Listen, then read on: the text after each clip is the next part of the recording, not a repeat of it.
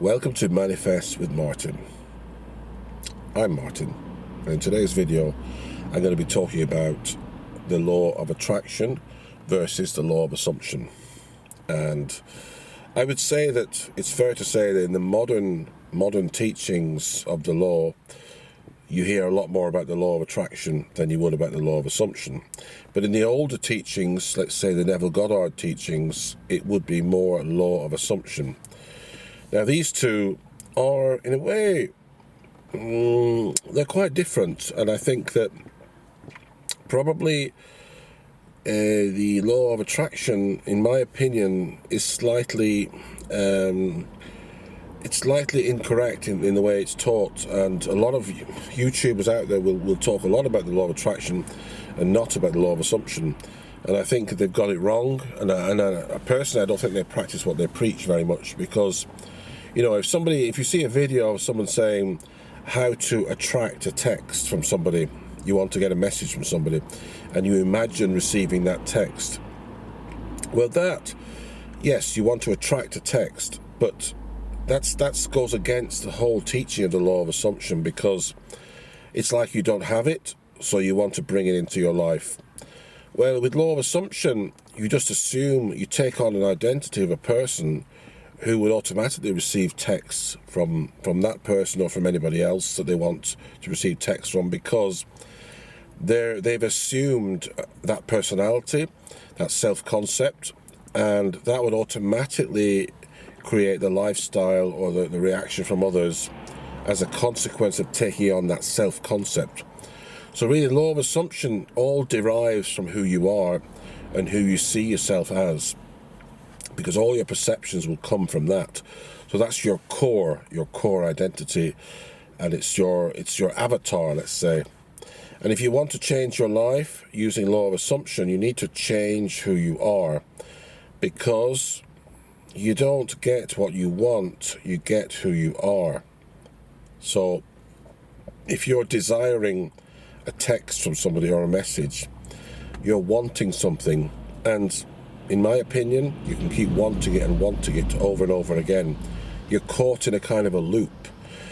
Whereas when you take on the assumption of being a person who is always receiving, who's loved, and is always, has this great, powerful self-concept, why would you desire a text from somebody? You wouldn't, because you wouldn't even need that, because you have so much self-love, self-respect, a powerful self-concept, that would not be something that you'd be hungry for. So it's just a contradiction, in my opinion. You're contradicting yourself in that way, and that just doesn't make any sense to me. So often when you talk about law of attraction, especially when it comes to YouTubers teaching this, they go into specifics like how to get a certain amount of money, how to get messages from somebody, how to win back an SP, and all this stuff is like interfering, in my opinion, with the 3D. You're interfering in the physical world, and it's much more something that comes from the ego.